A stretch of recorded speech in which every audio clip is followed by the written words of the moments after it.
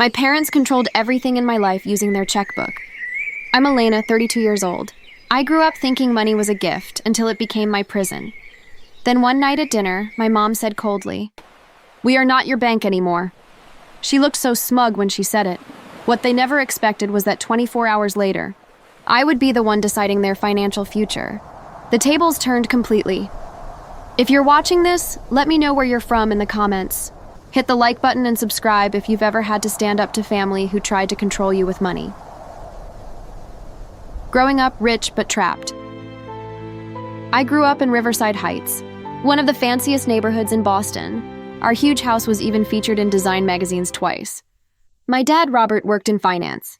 My mom, Patricia, ran several charity boards. They were famous in Boston's social scene. Designer clothes, private schools, summer homes. I had everything money could buy. But I had very little of what actually mattered: freedom to be myself. In our family, money was never just money. It was power and control dressed up as parental love. When I wanted to join the photography club in 7th grade, my mom gave me that fake smile and said, "Darling, we don't waste time on hobbies with no future. Your father pays $20,000 a year for your school." Instead, she made me take debate and French lessons. By age 16, I learned every gift had strings attached. My sweet 16 present was a BMW convertible, but my dad kept it in his name. "This way we can take it back if your grades drop," he explained. I understood the deal. Obey and get luxury. The only person who saw through this was my grandfather, Charles. He built our family fortune from nothing, starting with a small business and turning it into millions. Unlike my parents, he wore simple clothes, drove an old car, and treated everyone with respect. During my monthly visits to his simple home, Grandpa Charles asked about my dreams, not my grades. When I shyly told him I loved photography, especially wildlife, he didn't laugh. He took me to photo exhibitions and bought me my first real camera for Christmas when I was 17. "Your parents think money is for showing off," he told me in his study. "But real wealth is having the freedom to choose your own path." Then he taught me about investments and money management. I didn't know it then, but he was preparing me for something big. College, living a double life. When college time came, there was no discussion. My dad went to Harvard, my mom to Wellesley, and I would go to Dartmouth to study business. My application essay was basically written by my mom. She edited it until my voice disappeared. I got accepted, of course. My family connections, perfect grades, and my parents' donations made sure of that. The day the letter arrived, my parents threw a party where I felt like a trophy on display. The first 2 years at Dartmouth were miserable. I did well in classes, but felt like a fake. My roommate Julia noticed me staring at art students with their cameras, enjoying freedoms I couldn't imagine. "Why not take a photography class?" she asked. The idea scared and excited me. Every time I called home, my dad immediately asked about business classes. I reported my A grades, but never mentioned my growing depression. At night, I'd look at the camera Grandpa Charles gave me, now collecting dust, and scroll through old nature photos. In those moments, I felt a flicker of who I could have been. By sophomore year, I needed antidepressants. The campus psychiatrist gently suggested maybe business wasn't right for me. I nodded and took the prescription, knowing I couldn't change course. Family expectations were too heavy. Alaska changes everything. The summer before junior year, I joined a business program that included 2 weeks in Alaska studying corporate sustainability. My parents only let me go because it looked good on my resume. Alaska changed my life. We visited a wildlife preserve where a photographer named Kevin was documenting endangered species for National Geographic. Watching him work was like hearing a language I'd forgotten I knew. His patience, his respect for animals, his passion, it woke something in me. Kevin noticed me after his presentation and invited me on a shoot. I spent that day in marshy terrain, my expensive shoes ruined, my heart soaring. When he looked at photos I took with my phone, he got very still. "You have an eye," he said. "A rare one. Have you studied photography?" I explained about my parents and business track. He listened, then gave me his card. "Dartmouth has an excellent photography program. Don't waste your talent." Back at school, I secretly researched the photography program. I met with Professor Diana Chen from Visual Arts, who loved my limited portfolio. "These are extraordinary for someone with no training," she said, looking at a photo of an Arctic fox. You capture something special. With Professor Chen's help, I planned to change my major. I chose Thanksgiving break to tell my parents, thinking the holiday would help. I was wrong. The moment I mentioned changing majors, my mom's fork clattered on her plate. My dad's face turned bright red. What followed was 2 hours of anger and threats.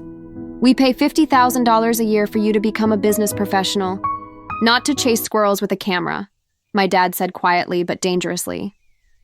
Photography is a hobby for bored housewives, my mom added with disgust. When I tried to explain the program, my dad slammed the table. Enough. If you do this, we cut you off completely. No tuition, no apartment, no car, no money. See how your camera feeds you then. I backed down like always, but I didn't give up completely. Secret photography classes. With Professor Chen's support, I secretly took 2 photography classes, paying with money from my campus bookstore job. I told my parents I joined a business competition. Those classes became my sanctuary. For 6 hours each week, I was truly myself. My projects got top marks. By junior year's end, I sold my first photo to a nature magazine for $150. I framed that check and hid it in my closet. During weekly calls with Grandpa Charles, I carefully shared about my secret studies. He was thrilled. Your grandmother was an artist too, he told me. She gave it up to be a proper wife. It was her greatest regret. He started sending me money for books, with a wink that said he knew what I was really buying. Senior year, I lived 2 lives, the obedient business student my parents funded, and the passionate photographer I was becoming in stolen hours. The stress was enormous, but behind the camera I felt clear and purposeful. Graduation and new chains. Graduation arrived with all the ceremony my parents loved. They flew in on a private jet with friends to witness what my mom called the culmination of our parenting success. I accepted my business degree with honors, wearing the conservative dress my mom picked, feeling like an actress. That evening, at an exclusive restaurant, my dad ordered $2,000 bottles of champagne and toasted my future in finance. Job offers came from prestigious firms, all through my dad's connections. I accepted a position at Wellington Management. Nobody mentioned photography. That part of me was invisible to everyone except Grandpa Charles, who was too sick to attend. The morning after graduation, I visited Grandpa Charles. His health had declined badly. The strong man who taught me about life was now frail in a hospital bed in his study. I'm not proud of my son, he said plainly. Robert forgot everything I taught him about what matters. He thinks bank accounts measure success. I think happiness does. I've made arrangements, Elena, he continued, squeezing my hand. When I'm gone, you'll understand. Promise me, be braver than I was. I gave Robert too much without guidance. I won't make that mistake with you. I promised, not understanding what he meant, the job that crushed my soul. 2 weeks later, I started at Wellington Management. Gleaming offices, polished professionals, and a corner office with a harbor view. My nameplate included Williams family to remind everyone of my connections. The starting salary was amazing. I was miserable from day one. The work was mind-numbing. I analyzed market trends and attended meetings where I was paraded as bright young talent, but barely spoke. Evenings and weekends, I photographed at the Arnold Arboretum or Charles River, capturing natural beauty that felt increasingly distant from my daily life. My parents increased their control. They insisted I buy a condo in Beacon Hill, even making the down payment so I wouldn't make poor investment choices. They vetted who I dated, pushing me toward wealthy men. When I liked Marcus, a talented but middle-class architect, my mom took me aside. You need to marry within or above our station, she said.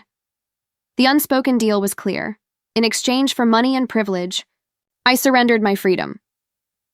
6 months in, I met Alex at a charity gala my mom forced me to attend. Unlike other men there bragging about their hedge funds, Alex talked passionately about his work as a journalist covering environmental issues. When he asked what I did beyond managing money, I surprised myself by telling him about photography. He asked to see my work. We left the gala for a coffee shop where I nervously showed him my portfolio. He studied each image carefully. You shouldn't be wearing that suit, he said, gesturing to my designer outfit. You should be out there with your camera. For the first time, I said aloud, I want to be. I just don't know how to break free. Alex told me about an expedition to photograph endangered species in Tanzania. They needed another photographer. Your work has that emotional quality they're seeking, he said. You make people care about these animals. The deadline was 1 week away. The expedition was 3 months and required equipment I didn't own. Total cost, $15,000. It was a fraction of my salary, but my parents monitored my spending. That night, I couldn't sleep. I paced my condo that didn't feel like home, thinking about Tanzania, about lions and elephants through my lens, about waking up with purpose. By morning, I decided to apply. I worked on my application every night. 2 weeks later, I got the email. I was accepted. The director specifically mentioned the emotional depth of my work. Joy and terror hit me at once. I needed a leave from work and had to tell my parents. First step, ask them for a loan for camera equipment. I was an adult with a good job. Surely they'd see this as reasonable. I was so wrong. The dinner that changed everything. I scheduled dinner at their home with a presentation about the expedition's prestige and career opportunities. The evening started well. After dessert, when they were relaxed, I shared my news. I've been selected for a prestigious wildlife photography expedition to Tanzania, I began. Only 5 photographers from hundreds of applicants. My dad's spoon froze. My mom's smile froze. I continued, explaining the conservation focus and how my manager tentatively approved a sabbatical. I just need equipment. Professional cameras and lenses. I showed them my list. I need $15,000. I can repay it from my salary over a year. You cannot be serious, my mom interrupted, her voice soft but dangerous. This is about that ridiculous photography hobby again? It's not a hobby, Mother. It's my passion, and I'm good at it. My dad set down his wine glass carefully. Elena, you have a responsibility to the family name. Taking pretty pictures does nothing for the Williams legacy. The tension escalated. I showed them my portfolio. They barely looked. Finally, I made my request again. I need $15,000 for equipment. It's an investment in my future. My mom's laugh was like ice cracking. An investment in what? A safari vacation where you play photographer? We didn't raise you to chase meaningless dreams, my dad said. A foundation I never asked for, I replied, my voice rising. My mom set down her napkin and fixed me with a cold stare. We are not your bank anymore, she snapped smugly. You have a job. You have a trust fund at 35. If you want to waste money on cameras, use your own. All my life you've used money to control me, I said. My education, my career, my home. Nothing has been my choice. And look how well you've turned out, my dad retorted. No, I said, standing up. Everything I am is despite you. I left with their refusal ringing in my ears. They not only denied my loan, but threatened to contact Wellington to block my sabbatical, Grandpa Charles's final gift. The next morning, the family lawyer, Marcus Rivera, called.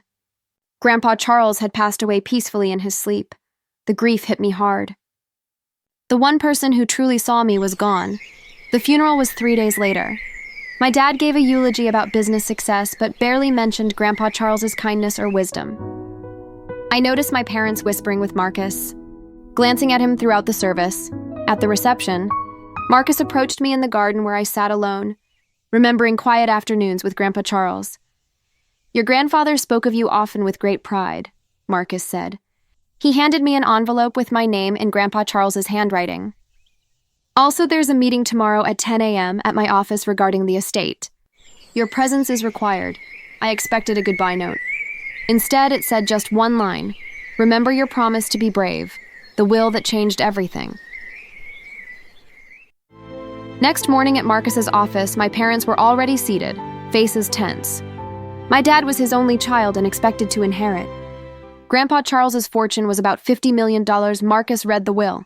10% to conservation charities, 10% to loyal staff. The remaining 80%, plus all properties, went into a family trust with specific instructions. To my granddaughter Elena Williams, I leave the position of sole trustee with full discretionary control over all assets and distributions. My dad's face went pale. My mom's mouth fell open. Marcus continued reading. The terms included monthly allowances for my parents that I could adjust as trustee, with conditions outlined in detailed appendices. This is outrageous, my dad sputtered. I'm his son, his only child. Mr. Williams was of sound mind when he revised his will last year, Marcus said calmly. His wishes are legally binding. Marcus explained I'd work with trust manager David Foster for daily operations, but all major decisions needed my approval. This included any spending my parents requested beyond their base allowance. My parents left without speaking to me, fury in every step. Marcus poured me tea. Your grandfather was concerned about your parents' values and their influence on you. He saw in you a kindness and integrity he feared they might destroy. But why give me this power? I don't know how to manage this much money. That's what David and I are for. But the moral decisions, the values that guide this wealth, those he trusted to you alone. On the drive home, my phone buzzed. David Foster. Your parents requested their first monthly allowance early. Amount $20,000. Reason, emotional distress. Approve? I sat at a red light thinking of that dinner 2 nights ago. My mother's smug dismissal. My father's controlling dictates. Years of manipulation disguised as love. Grandpa Charles's note, remember your promise to be brave. I typed one word, denied. The confrontation. Within 20 minutes, my phone exploded with calls. First my father, then my mother, then their attorney. I let each go to voicemail. When my doorbell rang an hour later, I took a deep breath before answering. Both parents stood there, faces twisted with rage I'd never seen before. How dare you? My father hissed as they pushed into my living room. How dare you deny our request? We raised you, my mother added, voice trembling. We gave you everything. I motioned for them to sit, but they stayed standing, too agitated. For the first time, I saw fear beneath their anger. They were suddenly dependent on me. $20,000 is excessive, I said calmly, especially after you made it clear you're not my bank. It seems the situation has reversed. This is different, my father argued. That was your frivolous photography. This is about our lifestyle, our standing. A lifestyle beyond your means, I replied. Marcus showed me the records. You've been spending more than Dad earns for years. The vacation home, the yacht, the private jet memberships, all financed by loans from Grandpa Charles you never repaid. Their expressions confirmed it. They'd been living beyond their means, relying on Grandpa Charles's generosity. They assumed his fortune would pass to my dad, resolving their debt. Instead, they depended on the daughter they'd dismissed. We had an understanding with my father, Dad said stiffly. That's not what his records show, I replied, and clearly not what he intended. My mom changed tactics using calculated vulnerability. Darling, we're adjusting to the loss. Your grandfather would want us comfortable. Grandfather wanted many things, I agreed. He wanted me to pursue photography. He wanted our family to value more than money and status. He wanted me brave enough to break the cycle. The conversation went in circles for an hour, their demands becoming negotiations. Then pleas, then threats. We'll contest the will, my father declared. The will includes a no contest clause, I reminded them. If you challenge it and lose, you forfeit everything. Given Grandpa Charles's documentation of his concerns about your financial judgment, your chances aren't good. As they left, my mom paused at the door. You'll regret this, Elena. Family should come first. I agree, I said quietly. That's why I can't enable behaviors that have torn this family apart. After they left, I called David and arranged a reasonable monthly allowance for them, enough to live comfortably but not extravagantly. Then I set up a meeting with Marcus to discuss my next steps. 2 days later, I laid out my plan with Marcus and David. First, I'd take the sabbatical for Tanzania, buying the camera equipment with my own new funds. Second, I'd set clear boundaries with my parents, maintaining our relationship but ending financial manipulation. Third, I'd explore how the trust could support wildlife conservation, honoring Grandpa Charles's values. Your grandfather would be pleased, Marcus said. That afternoon, I submitted my sabbatical request at Wellington, applied for an expedited passport, and ordered the camera equipment I'd researched for a year. Each action felt like a declaration of independence. My parents tried multiple times to regain control in the following weeks. They sent family friends to reason with me. They tried to appeal to Wellington's board. They contacted David directly to circumvent my authority. Each attempt failed. The night before I left for Tanzania, I got a final text from David. Your parents requested an additional $15,000 for a last-minute Europe trip to recover from emotional distress. Approve? Looking at my packed bags, my new equipment, and my itinerary for the first truly independent choice of my life, I felt unexpected calm. I typed denied without hesitation, then added, I'm leaving for Tanzania tomorrow. When I return, I hope we can build a healthier relationship based on respect, not financial dependence. As my plane took off the next morning, I watched Boston disappear beneath clouds and felt 32 years of expectations lifting from my shoulders. For the first time, I was flying toward something I'd chosen entirely for myself. Tanzania was everything I'd hoped for and more. Our team spent days tracking endangered black rhinos across the Serengeti, documenting their behaviors and threats. I woke before dawn each morning, camera ready, heart pounding with purpose. I sought emotional connection. You have a gift for capturing soul, Eliza, our expedition leader, told me after reviewing my shots of a mother elephant with her calf. Most photographers take years to develop that sensitivity. Away from Boston and my parents' expectations, I transformed. I became more confident, learned to trust my instincts, discovered resilience I never knew I had. Each week I sent selected photos to Marcus, who managed communication with my parents. Their initial response was cold silence. By month's end, Marcus reported a subtle shift. My mother asked to see more work. My father inquired about my well-being. Midway through, Alex joined us for 2 weeks, covering conservation efforts for a magazine. Seeing him again in this context, where I was fully myself, sparked a connection unlike any I'd experienced. He saw the real me and found value there without reference to my family name or money. You look different, he observed as we tracked lions at sunset. More alive. I feel different, I admitted. Like I'm finally who I was meant to be. On my last night, Eliza announced National Geographic wanted to feature my photographs on endangered species' emotional lives. The team toasted my success. That night in my tent, listening to distant wildlife sounds, I composed an email to Wellington management, respectfully resigning. It was time to commit fully to my path. Coming home. Different. I returned to Boston 3 months later as a different person, confident, purposeful, and clear about boundaries. The first meeting with my parents was tense but lacked the explosive confrontation I'd feared.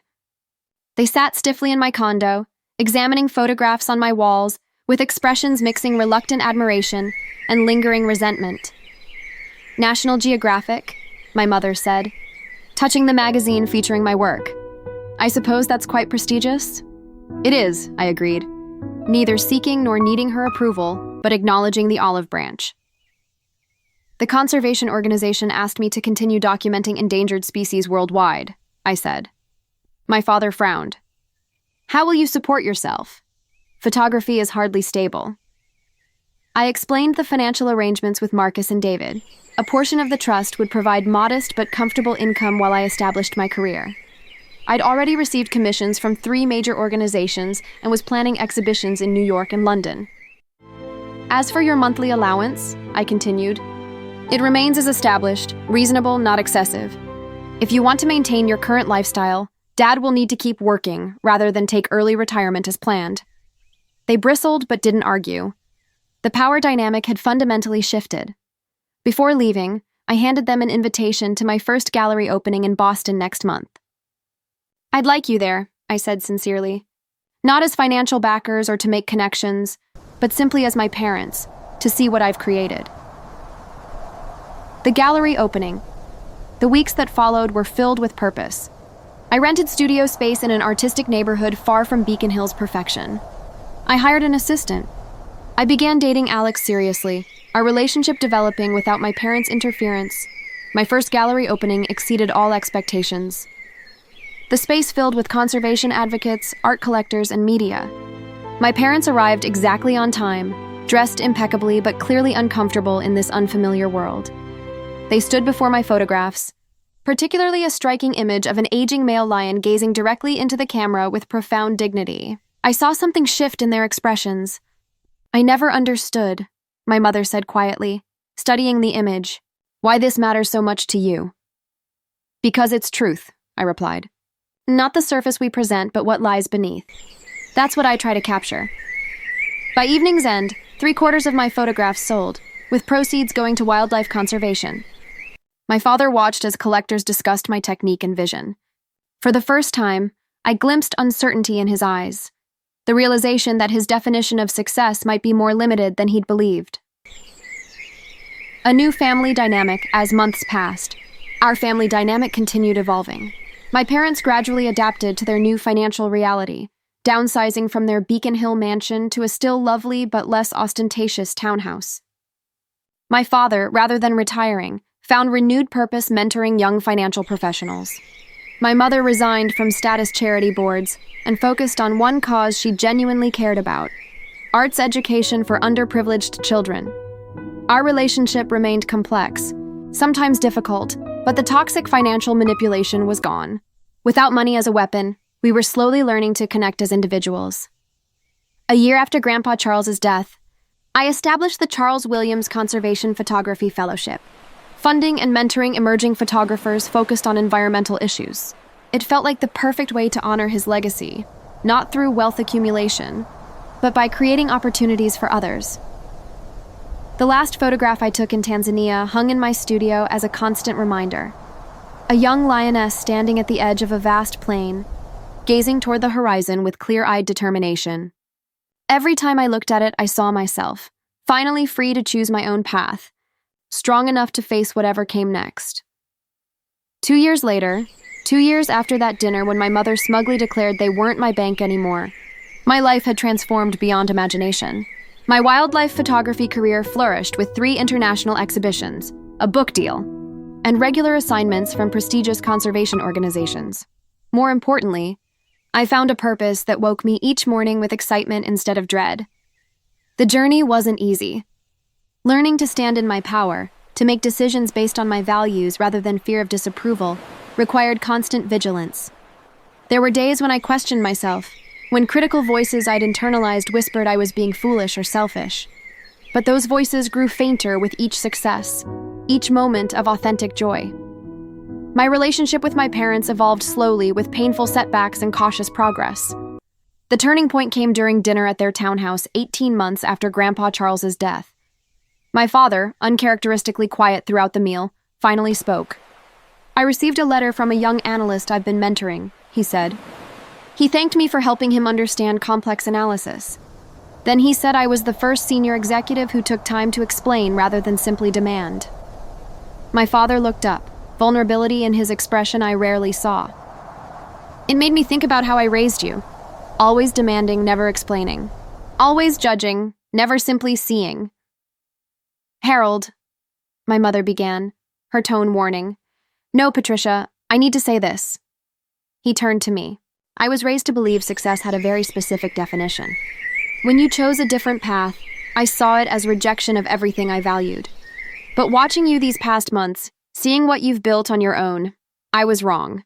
And I'm sorry." The simple apology, so long awaited, brought tears to my eyes. It wasn't complete transformation. My father still occasionally made cutting remarks about artistic careers' financial stability, and my mother still winced when friends asked about my profession. But it was a beginning. Final reflections on the 2nd anniversary of Grandpa Charles's death. I invited my parents to dinner at my home, not the condo they'd chosen, which I'd sold, but a charming Victorian in Cambridge I'd purchased and renovated with a home studio. The location was deliberate, 3 blocks from where Grandpa Charles lived, in a neighborhood valuing history and character over status. As we sat in my dining room surrounded by photographs from travels and artifacts from around the world, the contrast with formal family dinners of the past was striking. Conversation flowed naturally with fewer landmines. My father asked genuine questions about my latest project. My mother admired portraits I'd taken of indigenous conservation leaders. After dinner, I brought out a special wine and 3 letters Grandpa Charles had written before his death, one for each of us to be opened on this anniversary. My letter reminded me that true wealth wasn't measured in dollars, but in purpose, connection, and courage. "You have these in abundance, Elena," he wrote. "Use them wisely, not just for yourself, but for others who need to see that different paths are possible." My father didn't share his letter's contents, but I saw him wipe tears before folding it and placing it in his pocket. My mother's hands trembled as she read. When finished, she looked at me with new understanding. "He was very proud of you," she said softly. "Not just of what you might accomplish, but of who you are. I see now what he saw." Later, as they prepared to leave, my father paused before an enlarged photograph. the young lioness gazing toward the horizon. "This one is special to you," he observed. "Not a question, but recognition. She reminds me to keep moving forward, to not be defined by the past." He nodded thoughtfully. "Your work is remarkable, Elena. Truly. I may not have understood your choice, but I cannot deny your talent." Coming from him, this simple acknowledgement meant more than all accolades from critics. Not because I still sought his approval, but because it represented growth, his and mine. The message as I closed the door behind them, I felt peace that once seemed impossible. The journey from financial control to genuine independence had been difficult and painful, but necessary. I learned that money could be a prison or a tool, depending on how we relate to it. That wealth without purpose is ultimately empty. That standing in your truth might cost relationships, but living a lie definitely costs your soul. Most importantly, I discovered that breaking cycles of toxic financial dependency requires more than just financial freedom. It demands emotional liberation, the ability to define success on your own terms, the courage to disappoint those who would limit you, the wisdom to use resources as bridges rather than weapons. Have you ever had to stand up to family who tried to control you financially or otherwise? What helped you find the strength to break free? Share your experiences in the comments below. Your story might be exactly what someone else needs to hear to find their own courage. If this resonated with you, please like and subscribe for more stories about finding authenticity in challenging circumstances. If you know someone struggling with family financial control, share this video as a reminder they're not alone. Thank you for listening to my journey. And remember, your path belongs to you alone.